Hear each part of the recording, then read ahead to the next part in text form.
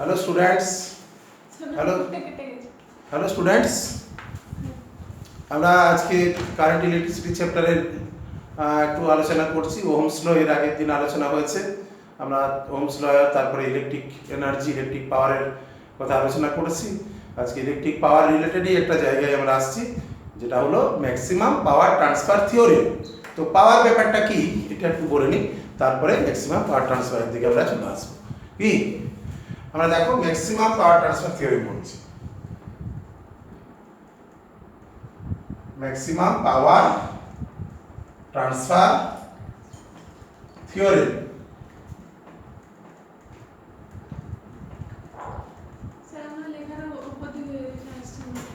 আচ্ছা, লেখাটা আমি একটু নিচে লিখছি, ম্যাক্সিমাম পাওয়ার ট্রান্সফার থিওরি একটু নিচে লিখছি।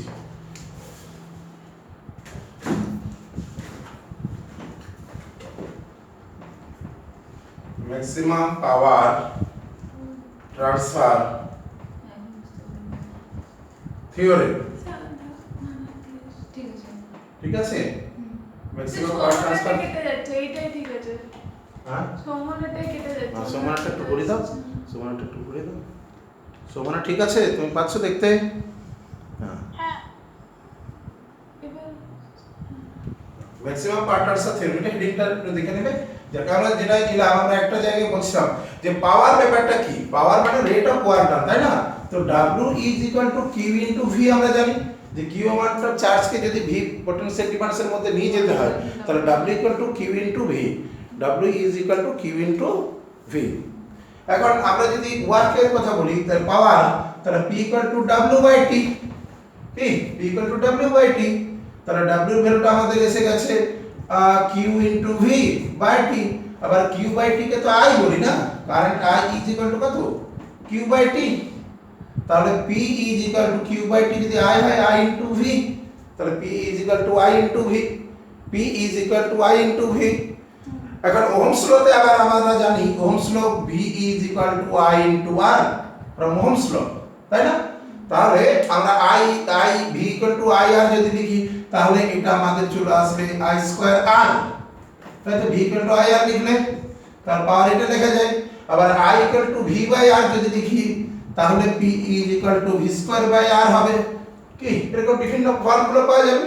আবার Q ইকুয়াল টু তুমি যদি IT লিখো, Q is equal to I into T, তাহলে এই জায়গাটাকে দেখা যাবে I into T into V। এটাকেই তুমি আবার লিখতে পারো I স্কয়ার RT, তাই না? বিভিন্ন ভাবে এগুলোকে লেখা যায়। আবার এটাকেই লেখা যায় V square by R into T। কি এটা ওয়ার্ক ডান বা এনার্জি, এটা এনার্জির এক্সপ্রেশনটাকে এইভাবে লিখতে পারি আর পাওয়ারকে এইভাবে লিখতে পারি। তাহলে পাওয়ারের যে ফর্মুলাটা আমরা জানি, আমরা কোন পাওয়ারের ফর্মুলাটাকে অ্যাপ্লাই করছি?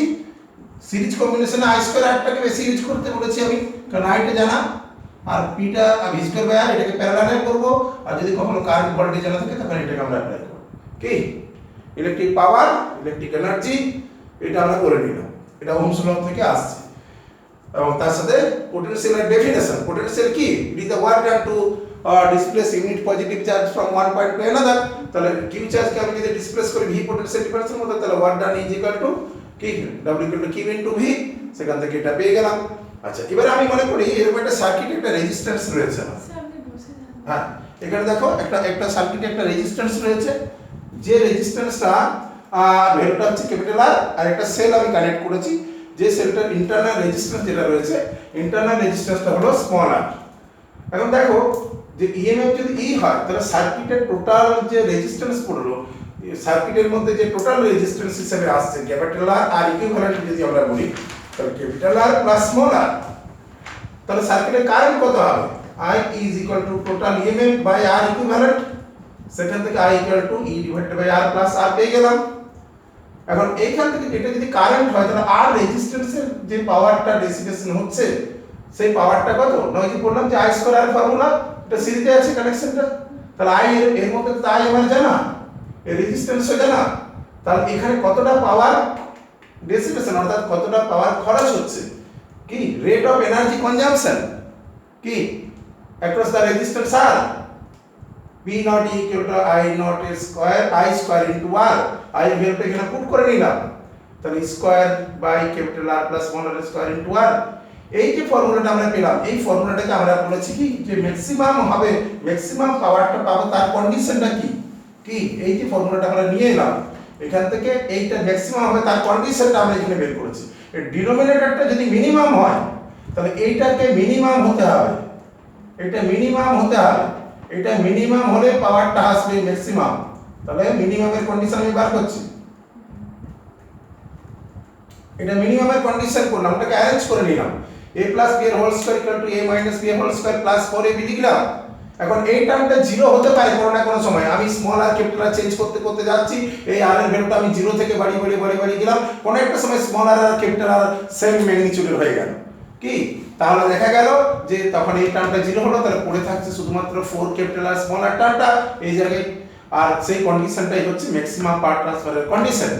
অর্থাৎ কোন একটা সার্কিট দিয়ে যখন কারেন্ট যাবে তখন কোন একটা এক্সটার্নাল রেজিস্ট্যান্সের অ্যাক্রসে ম্যাক্সিমাম পাওয়ার সে ট্রান্সমিট করবে সেলটা কখন না হয় external resistance is equal to internal resistance of the cell or source. তাহলে সেই ম্যাক্সিমাম পাওয়ারটা তাহলে কত হবে, পি ম্যাক্সিমামটা কখন হবে না এই কন্ডিশনটাতে যে পাওয়ারটা খরচ হবে, তাহলে P output maximum power PO max is equal to E square, capital R সবগুলোই লেখা যায় কারণ small R equal to capital R, তাহলে এখানে 2 ক্যাপিটাল আর স্কয়ার হয়ে গেল, তাহলে capital R divided by 2 capital R কি আর প্লাস আর বুঝতে পেরেছো, এটা ক্যাপিটাল প্লাস ক্যাপিটাল আর করলাম, তাহলে small R equal to capital R তারপর স্কয়ার আসবে, তাহলে এটাকে ক্যালকুলেট করলে এটা বাই 4 আর আসছে কি, এটা 4 আর স্কয়ার, এটা ক্যান্সেল হলো। আচ্ছা তুমি স্মল আরও লিখতে পারো, তাহলে স্কয়ার বাই 4 স্মল আর, এটা হচ্ছে তোমার ম্যাক্সিমাম পাওয়ার, ম্যাক্সিমাম। এখন এটাকে কেউ এই এক নাম্বার ইকুয়েশনটাকে এই এলজেব্রিক মেথডে কন্ডিশনটা যেটা ম্যাক্সিমামের যে কন্ডিশন মেথড 1 আমি লিখলাম, এটাকে না করে কেউ আবার ডিফারেনশিয়াল ক্যালকুলাস দিয়ে ম্যাক্সিমাম মিনিমামের কনসেপ্ট থেকেও করতে পারে কি, ম্যাক্সিমাম মিনিমামের কনসেপ্ট থেকে যদি কেউ করতে চায় তাহলে সেটাকে কি করে করবে দেখলাম। ম্যাক্সিমাম মিনিমামের কনসেপ্ট থেকে তাহলে P output will be maximum তার কন্ডিশন, পিওটা ম্যাক্সিমাম হতে হবে, পিওটা ম্যাক্সিমাম হলে ডি পিও বাই ডি কার কে ভেরিয়েবল আমার এক্সটার্নাল রেজিস্ট্যান্স রেটে ভেরিয়েবল, তাই না, ওটাকে আমাদের ইন্টারনালটা তো আমার হাতে নেই, আমি কত বার লাগাবো কত রেজিস্ট্যান্স লাগাবো সেটা তো ভেরিয়েবল, তাই না, যেহেতু এটা ভেরিয়েবল তাই এর রেসপেক্টে ডিফারেন্সিয়েট করে এটা জিরো করব, কারণ ম্যাক্সিমাম মিনিমামের কন্ডিশনটাই হলো যে ফার্স্ট ডিফারেন্সিয়েশনটা জিরো, তাহলে p0 will be maximum what dp0 by dr equal to 0। এটাকে তুমি ডিফারেন্সিয়েট করে নাও, এটাকে ডিফারেন্সিয়েট করলেই তুমি দেখতে পাবে যে তোমার রেজাল্টটা যেটা আগের কন্ডিশন থেকে করেছো একই কন্ডিশন তোমার এখান থেকে আবার বেরিয়ে চলে আসবে, একই কন্ডিশন আসবে, ডিফারেন্সিয়েট করে নাও। এটাকে দেখো আমি এখানে লিখছি এই জায়গাটায় আমি ddr অফ পাওয়ারের যে ফর্মুলাটা square capital R whole divided by capital plus small R এর যে স্কয়ার আমাদের ছিল যে টার্মটা সেই টার্মটাকে আগে লিখে নাও তোমরা, এইটা ডিফারেন্সিয়েশন করতে হবে, এটা জিরো করতে হবে, তাই না। এখন তোমরা এটাকে ডিভাইড ফর্মুলা লাগে, ই জিরোটা তো কনস্ট্যান্ট সেলের ইএমএফ ওটা বাইরে বেরিয়ে গেল কি, ই জিরো স্কয়ারটা বাইরে বেরিয়ে গেল, তাহলে আমি প্রথমে এখানে এই স্কয়ারটাকে বাইরে বের করে নিলাম, তাহলে আমার এখানে পড়ে থাকলো কত আর, তাই না, আর পড়ে থাকলো। এখন এটাকে মাল্টিপ্লাই ডিভাইড দুটো ফর্মুলায় লেখা যায়, তো আমি বলি ডিভাইড ফর্মুলাটা না করে এক কাজ করে এটাকে মাল্টিপল ফর্মে লিখে নাও দেখি, r into capital plus small r whole to the power -2 ফর্মে লিখে দাও, তাহলে ইউভি মেথডে ডিফারেন্সিয়েশন করা যাবে কি বুঝতে পেরেছো। এটাকে এবারে স্কয়ারটা ডিভাইড করলাম, স্কয়ারটা আউট হয়ে গেল কি, এটা ডিভাইড করে আউট হয়ে গেল, এটাকে এইভাবে লিখলাম কি, এখানে স্কয়ারটা বুঝতে পেরেছো, ইটস তো নট ইকুয়াল টু 0, এটা ডিভাইড করলে এটা আউট হয়ে যাবে। আচ্ছা থাকুক, এখন নয় থাকলেই এটাকে আমরা ডিফারেন্সিয়েট করছি, প্রথমে r ডিফারেন্সিয়েশন করব, এটা যা আছে তাই থাকবে, তাহলে 1 into capital R plus small r whole to the power -2, then capital Rটা কনস্ট্যান্ট হিসেবে থেকে যাবে, আর এটা ডিফারেন্সিয়েশন হবে, ওটা ডিফারেন্সিয়েশন হবে তোমার -2 ইনটু যেটা আসবে capital R plus small r whole to the power -3 হবে কি, এটা হোল টু দি পাওয়ার -3, এটা চেন রুলে ইনটু আবার একটা 1 আসবে চেন রুল, কিন্তু এখানে অন্য কিছু নেই, এখানে 1ই আসবে, এটা ইজ ইকুয়াল টু 0। তাহলে কি পাওয়া গেল, তাহলে 1 divided by capital R plus small r এর square minus 2r divide by -2r divided by capital R plus small r এর হোল কিউব। স্যার হ্যাঁ আচ্ছা ঠিক আছে, আমি লাস্ট লাইনটা উপরে আবার লিখে নিচ্ছি, লাস্টের লাইনটা উপরে আবার লিখে নিচ্ছি। তুমি দেখতে পাচ্ছ এবারে? একটু দেখে নাও, একটু দেখে নাও লাস্টের লাইনটা দিয়ে আমি এর উপরে লিখবো। আচ্ছা এখানে স্কয়ার যে টার্মটা এটাকে ডিভাইড করে ক্যান্সেল হয়ে গেছে, আর R square plus capital R square যে টার্মটা আসছে এই টার্মটা দেখো স্কয়ার টার্ম, এখানে কিউব টার্ম আছে না, তো এখানে স্কয়ারটাকে কমন নেওয়া যেত, তারপরে এলসিএম করে নিতে পারবে কি, এলসিএম করে নাও, তারপরে দেখো কত টার্মটা আসছে। আমি এবার উপরের দিকে চলে যাচ্ছি, উপরের দিকে চলে যাচ্ছি, আবার এটাকে কমন নিয়ে নিলাম। এটাকে কমন নিলে কি হলো না, এটাকে যদি কমন নিয়ে নিই তাহলে 1 মাইনাস এই টার্মটা থাকবে। দেখো একটু দেখে নাও, দেখো এই টার্মটা চলে আসছে, ওটা স্কয়ার একটা কিউব টার্ম ছিল, সমান আমাদের এটা কেটে গেছে। এটাও লাস্টের দিকে আসছে, এটা একটু উঠিয়ে পা দেখে। হ্যাঁ ঠিক আছে, ওটা দেখে নিয়েছি, আসছে কি ওটা, ওই ক্যামেরাটা আসছে। হ্যাঁ এটাই আসছে। হ্যাঁ ঠিক আছে, আমি সোমনাথটা একটু লাগা কল করে দাও, এটা ঠিক করো আমার ভিডিওটা করো। হ্যাঁ তাহলে এই জায়গাটা আমি শেষ করে নিই, এই জায়গাটা দেখে নাও একটু। এখান থেকে তোমার এটা তো not equal to 0, square into এটা নট ইকুয়াল টু 0, তাহলে তোমার এটা এই গেলে তোমার দেখো এখান থেকে 1 মাইনাস 2r, এটাকে এলসিএম করে নাও, এলসিএম করে নিলে r plus r minus 2r কি, এটা তোমার আছে এলসিএম, এটা divide by capital R plus small r, আর এই টার্মটা অযথা লিখে লাভ নেই কি, এই টার্মটা তো আর লিখে লাভ নেই, এটা যদিও কিউব আসছে ইনটু স্কয়ার আমার আছে কি, এটা এটা লিখতে পারো তুমি, এটা সমান 0, এটাকে মাল্টিপ্লাই করলে তোমার চলে আসছে দেখো ক্যাপিটাল R আর small r minus capital R, small r minus capital R equal to 0, তাহলে small r is equal to capital R। কি বুঝতে পেরেছো? Small r is equal to capital R, কি একই কন্ডিশন হলো সেটা আমি দেখিয়ে দিলাম সেটাই। না সোমনা, সোমনা তো তুমি এইটা দেখে নাও, নিচের অংশটা দেখে নাও একটু, দেখো ওটা এটা স্কয়ার 1 বাই স্কয়ার আর এটা বাই কিউব হয়, তাই 1 বাই এই যে টু দি পাওয়ার মাইনাস 2 টা কমন নিয়ে নিয়েছি কি, তাহলে 1 বাই r প্লাস r স্কয়ার হয়ে চলে এলো কি, তারপর এটাকে এলসিএম করে নিলাম, তাহলে স্কয়ার যেমন আছে থাকলো, আর এটা r স্কয়ার r এর ডিনোমিনেটরটা তোমার r প্লাস r এর কিউব হয়ে গেল কি, দিয়ে তোমার এটা চলে এসেছে। তাহলে দেখো small r equal to capital R এটাও হচ্ছে, তবে আমার মনে হচ্ছে আজ আগের মেথডটা আরো ইজি ছিল কি, আমরা তো দেখিয়ে দিলাম যে r যদি ভেরিয়েবল হয় তাহলে একটা সময় আসতে পারে find capital R external resistance, load resistance যেটাকে বলে থাকি is equal to internal resistance, then power transmitted by the cell to the external resistance will be maximum কি, power transmitted to the external resistance will be maximum কি, বল ঠিক আছে সম্ভাবনা? Sir আমি ওখানে আরে বলতে না পারি। হ্যাঁ তোমাকে হেল্প করছে, ও একটু বসে তোমাকে দেখার জন্য হেল্প করবে।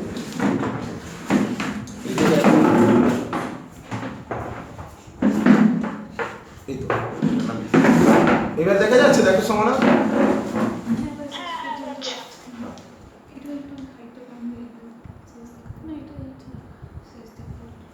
ঠিক আছে। আচ্ছা ওটা কি নিচের অংশটা দেখা যাচ্ছিল না? না না এটা যাচ্ছে, ওটা দেখা গেছে, ঠিক আছে। তাহলে আমাদের এটা ম্যাক্সিমাম পাওয়ার ট্রান্সফার থিওরেমটা হয়ে গেল, এটা প্রুভ করে নিলাম, ঠিক আছে। তাহলে আমাদের এই সকল ক্লাস চলছে,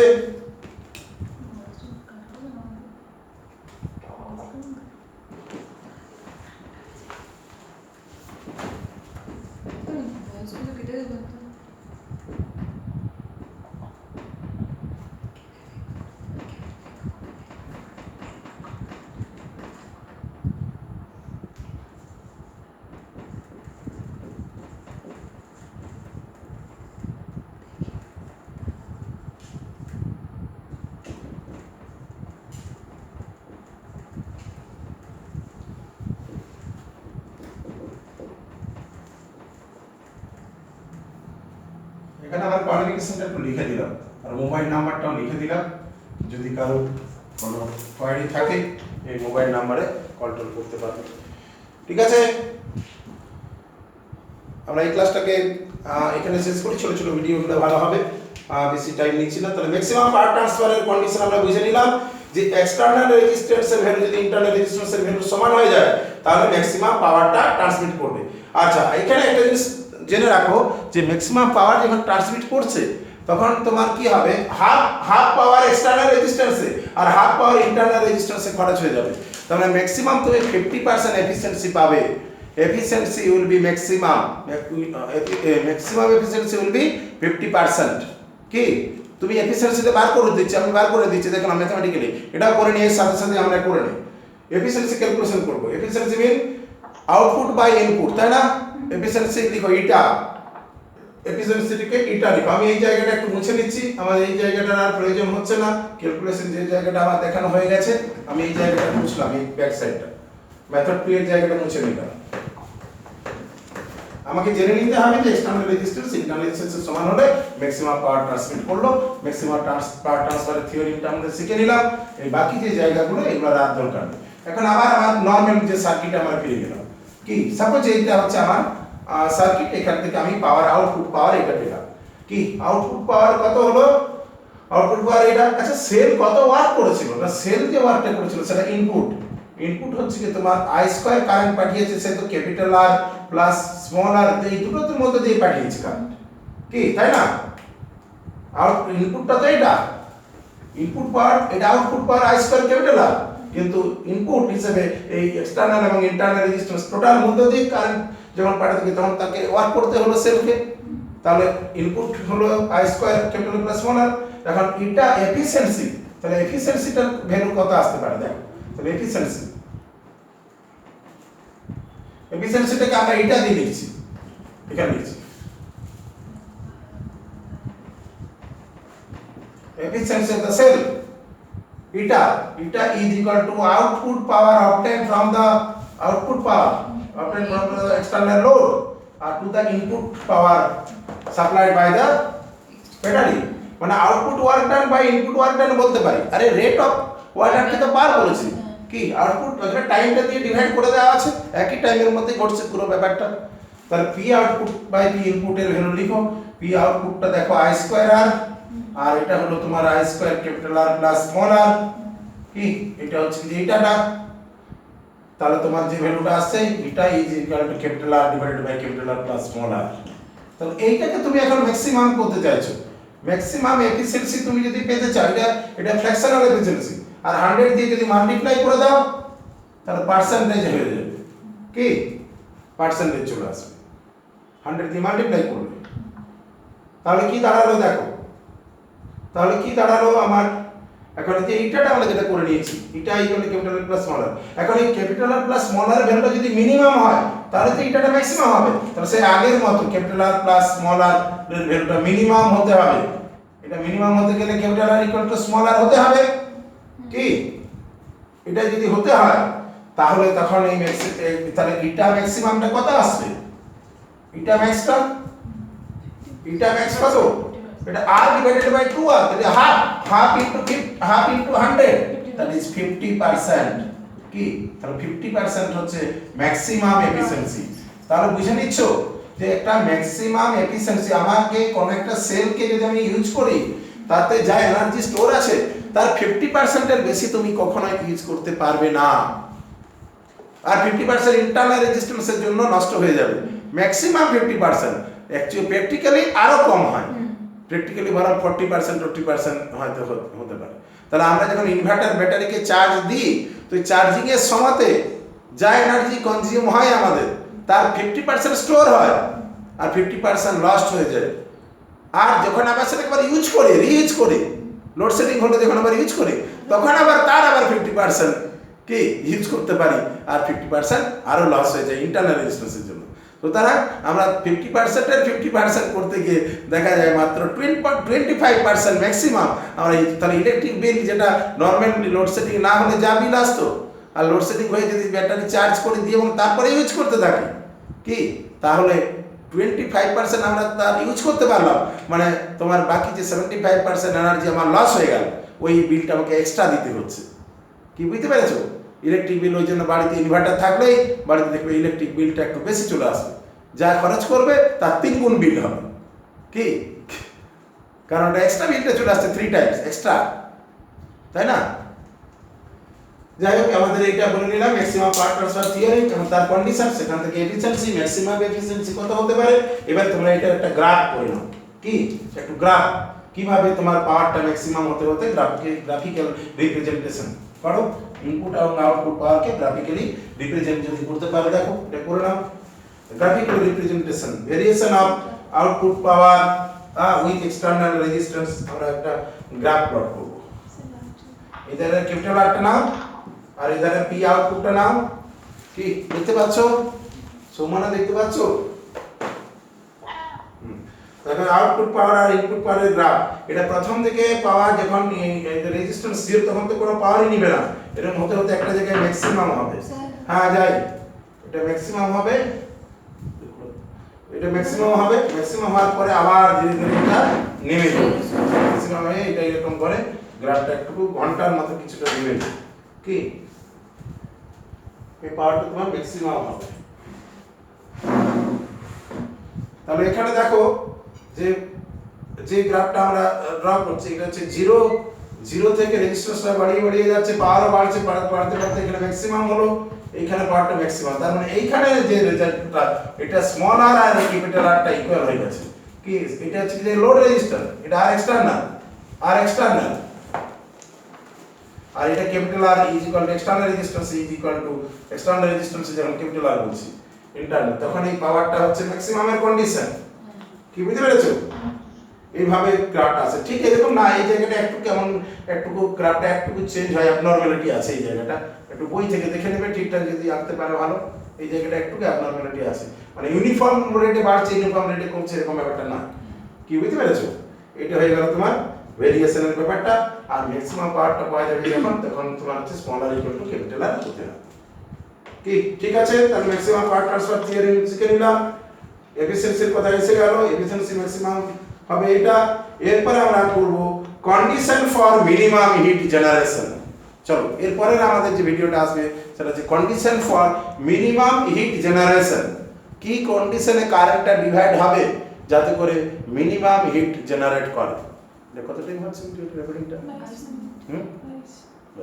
ম্যাক্সিমাম তাহলে মিনিমাম হিট জেনারেশনটা করে নিই 30 মিনিটের মধ্যে আশা করি হয়ে যাবে মিনিমাম হিট জেনারেশনের কন্ডিশন চলো গলাগুলোর মধ্যে বাদ দিন এটা হ্যাঁ হ্যালো